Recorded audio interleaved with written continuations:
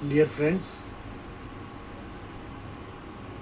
आज हम कर्मों की गति के बारे में बात करेंगे, फिलॉसफी ऑफ कर्मा के बारे में। हम सारा दिन और हमेशा से ये जानते आए हैं कर्मों के बारे में कि कर्म जो है उनका फल ज़रूर मिलता है, लेकिन आज के समय में हम देख रहे हैं कि कर्मों का फल जो है वो मिलता दिखता नहीं है।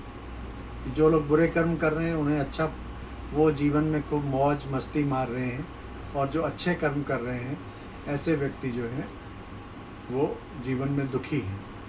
परंतु इसके पीछे की जो गहन गति है उसको समझना बहुत ज़रूरी है। तो आइए इस बारे में बात करते हैं अध्यात्म के आधार पर। देखिए, जैसे आपको स्प्रिंग देखते हैं ना, अगर स्प्रिंग को खींचा जाए तो वो वापस जब उसको छोड़ा जाता है तो वो डबल फोर्स के साथ वापस आता है। इसी तरह किसी रबड़ को खींचा जाए तो वो डबल फोर्स के साथ वापस आता है। इसी प्रकार कर्मों की गति भी होती है। कर्मों की गति जो है, जो भी कर्म हम करते हैं उसका फल मिलना निश्चित है, परंतु चूँकि हम उसको देख नहीं पाते हैं, इन स्थूल आँखों से समझ नहीं पाते हैं, तो हम उसके बारे में अलग अलग तरीके के एजम्पशन करते हैं कि कुछ होता नहीं है ऐसा, और जो इसी समय खाओ पियो मौज करो, जितने भी उल्टे कर्म करने, हर तरीके से जैसे भी धन आता है, जैसे भी सुख आता है, उसको कमाना चाहिए। तो जैसे मैं आपको एक दो एग्जाम्पल देके समझाना चाहूँगा। जैसे एक व्यक्ति, दो व्यक्ति एक रास्ते पे जा रहे थे, और रास्ते पे जाते जाते उनको, वो एक दूसरे को जानते भी नहीं थे, उनको रास्ते में एक सोने की अंगूठी पड़ी मिली। एक ने वो उठाई अंगूठी और उसने सोचा आज तो मेरा मज़ा आ गया, मुझे इतना फ्री में धन मिल गया। लेकिन उसने देखा कि साथ में एक दूसरा व्यक्ति है, वो भी साथ में है, तो उसने उसको ऑफ़र किया कि इसमें से इसको बेच के आधा धन तुम रख लो, आधा धन मैं रख लेता हूँ, और दोनों की अच्छी खासी कमाई हो जाएगी। दूसरा व्यक्ति जो ईमानदार था, वो व्यक्ति ने कहा नहीं, मुझे कुछ नहीं चाहिए, इस प्रकार का ऐसा करते हैं, इसको थाने में जाकर जमा कर देते हैं, जिसकी होगी वो आकर ले जाएगा। उसने कहा, जो झूठा व्यक्ति था, बेईमान व्यक्ति था, उसने कहा कि पुलिस वाले इसको खा जाएंगे और उसको भी नहीं देंगे जिसकी ये अंगूठी थी, तो इसको वापस करना बेकार है, इसको हम ही लोग रख लेते हैं। लेकिन वो व्यक्ति रखने को तैयार नहीं हुआ। उसने कहा बेईमानी का धन मैं नहीं चाहता हूँ। तो इस प्रकार से वो व्यक्ति ने कहा, पहले व्यक्ति ने कहा कि ये अंगूठी मैं रख लेता हूँ, अब ये मेरी हो गई और मुझे काफ़ी धन मिल गया। उसी प्रकार उसी समय कुछ देवताएं ऊपर से गुजर रहे थे। उन्होंने जब ये हाल देखा कि एक ईमानदार व्यक्ति तो जीवन में बहुत दुखी हुआ और एक बेईमान व्यक्ति था, उसको बहुत मिल गया। क्योंकि जब वो ईमानदार व्यक्ति थोड़ा आगे बढ़ा तो उसके पैरों में कांटा चुभ गया। तो बुरे व्यक्ति ने कहा कि देखो, ईमानदारी का फल तुमको ये मिला कि कांटा चुभ गया। जब उन देवताओं ने यह दृश्य देखा तो वो चित्रगुप्त के पास गए। तो चित्रगुप्त से कहा कि देखो, तुम्हारा हिसाब किताब कुछ ठीक नहीं चल रहा है। वहाँ बेईमान को तो धन मिल जाता है, सोना मिल जाता है, ईमानदार जो है उसके पैरों में कांटा चुभता है। आप इस बारे में क्या कहना चाहते हैं? आप अपना खाता देखिए, कहीं कोई गड़बड़ी तो नहीं हो रही है। तो चित्रगुप्त ने खाता खोल के देखा तो उसने बताया कि नहीं, मेरा कभी भी हिसाब किताब गलत नहीं होता है। जो व्यक्ति बेईमान था वो व्यक्ति अपने पूर्व जन्म में बहुत ही ईमानदार था, और इसने कर्मों का खाता इतना जमा किया था कि उसकी एक लॉटरी निकलने वाली थी। परंतु उस व्यक्ति की जब परीक्षा ली गई तो उसने बेईमानी की, और उसके कर्मों के खाते में जो लॉटरी निकलनी थी उसके बदले में सिर्फ उसको एक अंगूठी भर का फल मिला। और दूसरा व्यक्ति जिसके पैरों में कांटा चुभा, वो व्यक्ति पिछले पूर्व जन्म में वो बहुत ही बेईमान था, उसने कईयों को धोखा दिया था, झूठ बोला था, बेईमानी की थी, तो उस व्यक्ति को बहुत बड़ी सज़ा मिलनी थी। लेकिन जब उसकी परीक्षा ली गई तो उसने ईमानदारी से कार्य किया, बेईमानी वाली कोई भी चीज़ को स्वीकार नहीं किया, तो उसकी कर्मों का जो फल था वो एक सूली से कांटा बन के रह गया जो उसके पैरों में गड़ा। तो इससे समझने की बात है कि जो भी इस जन्म में हम सुख या दुख पाते हैं उसके पीछे हमारे पूर्व जन्मों के कर्मों का आधार है। लोग समझते हैं कि हमने इस जन्म में अगर अच्छे कर्म किए हैं तो इसी जन्म में उसका फल मिल जाए, और इसी जन्म में किसी ने बुरे कर्म किए हैं तो उसके इसी जन्म में उसका बुरा फल मिल जाए, परंतु ऐसा हमेशा होता नहीं है।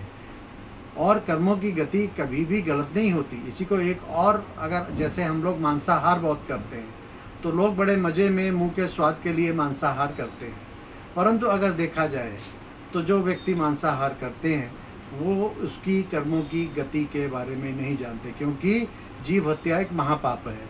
और जीव हत्या महापाप कैसे है इसको समझेंगे तो शायद आप में से बहुत लोग मांसाहार करना बंद कर दें। जो व्यक्ति मांस खाता है तो वो अकेला मांस नहीं खाता है, वो अकेला पाप का भागीदार नहीं बनता है। जिस व्यक्ति ने उस जानवर को बेचा, एक नंबर।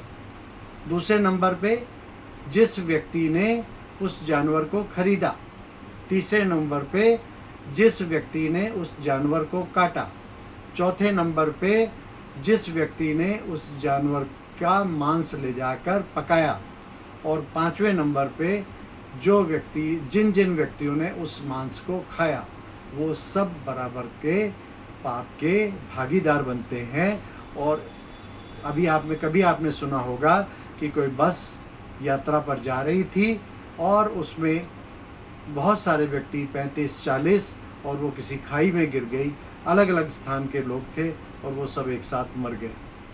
ये कोई अनायास नहीं है या एक संयोग नहीं है, ये एक प्री प्लान्ड उस चित्रगुप्त का कार्य है कि जिन व्यक्तियों ने इस तरीके से उस पाप के भागीदार बने उनको एक जगह इकट्ठा किया गया और एक जगह इकट्ठा करके और उनको अकाले मृत्यु दे दी गई। तो ये सब जो कुछ भी होता है ये कर्मों की गति बेवजह नहीं होती और इसका फल हमें प्राप्त होता ही होता है। इसलिए कभी जो व्यक्ति कर्मों के इस गुह्य रहस्य को समझ जाता है वो कभी भी इस प्रकार की व्यर्थ की बातें नहीं करता कि कर्मों का फल किसने देखा है और कैसे कर्मों का फल हमें मिलेगा, क्योंकि वो तो यही देखते हैं कि बेईमान मौज मार रहे हैं और जो ईमानदार हैं वो परेशान हो रहे हैं, दुखी हैं, व्यथित हैं। तो इस बात को समझना बहुत इम्पॉर्टेंट है। और जब हम अध्यात्म की बात करते हैं तो उसमें कर्मों की फिलॉसफी बहुत इम्पॉर्टेंट है कि जैसा कर्म हम करेंगे वैसा फल हमें अवश्य मिलेगा। इसलिए ये जो अमूल्य जन्म मिला है, इस जन्म में कम से कम हम पूर्व जन्मों को तो नहीं जानते हैं, लेकिन इस जन्म में, वर्तमान में जन्म में हम कुछ अच्छे कर्म संचित करें। उन कर्मों को संचित करके हम अवश्य अपना अगला जीवन को सुधार सकते हैं, संचय कर सकते हैं अच्छे कर्मों को, जिसके आधार पर हमें नया जीवन प्राप्त होगा। क्योंकि हम जो कर्म इस जन्म में करते हैं वही संस्कारों को लेकर हमारी आत्मा दूसरे तन में प्रवेश करती है, और जब दूसरे तन में प्रवेश करती है तो वो जो बच्चा जन्म लेता है उन्हीं संस्कारों को लेकर पैदा होता है। उन्हीं संस्कारों के आधार पर, उन्हीं पुराने संबंधों के आधार पर वो नए जन्म और नए संबंध बनते हैं उसके, और वो उसके जीवन में संबंधी बनते हैं। और जो फिर देखिए, इस बात को समझने की कोशिश करिए कि कभी कभी हमें कोई व्यक्ति बिल्कुल अच्छा नहीं लगता है, तो वो अच्छा ना लगने का कारण क्या होता है? कहीं पूर्व जन्म में उसने हमारे साथ कुछ बुरा कर्म किया होगा।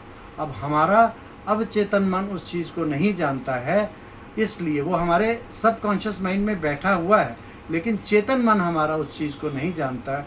इस कारण से उस चीज़ को हम पकड़ नहीं पाते हैं कि ऐसा क्यों होता है। जैसे बच्चा पैदा होता है तो कोई बच्चा बहुत रोता है, कोई बच्चा बहुत हंसता है, हर समय खुश रहता है। तो ऐसा क्यों होता है? किसी बच्चे को पानी से डर लगता है, किसी बच्चे को जन्म से ही आग से डर लगता है।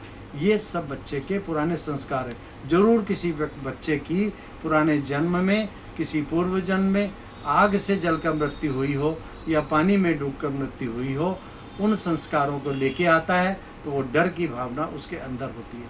कोई बच्चा जन्म से ही पंडित होता है, वो रामायण, गीता, इन सब के पाठ शुरू से ही पढ़ता है। कुछ बच्चों को देखिए, आप अपने पूर्व जन्मों का उसको पता होता है, तो 2 साल 3 साल 5 साल की उम्र तक उसे पूर्व जन्मों का याद रहता है। तो ये सब संस्कार बच्चा जो लेके जाता है, उसके आधार पर ही उसका अगला जन्म निश्चित होता है, और पूर्व जन्मों में किए कर्मों के आधार पर ही उसके नए जन्म में उसके साथ जो भी घटनाएं घटित होती हैं, उसका फाउंडेशन उसके पूर्व जन्म होते हैं। तो भाई और बहनों, इस बात को जगह हम समझ लेंगे तो अपने जीवन में हम कोई भी कुकर्म करते हैं, कोई भी बुरा कर्म करते हैं, कोई भी पाप कर्म करते हैं, जीव हत्या करते हैं, मांसाहार करते हैं, तो हमें उसका भुगतान करना होगा। इस बात को अगर हम बुद्धि में रखेंगे और उस परमात्मा की याद में रहकर सत्कर्म करेंगे, पुण्य कर्म करेंगे, तो हमें जीवन में ये निश्चिंतता हो जाएगी, हमारा अगला जीवन भी सफल होगा। अच्छा, ओम शांति।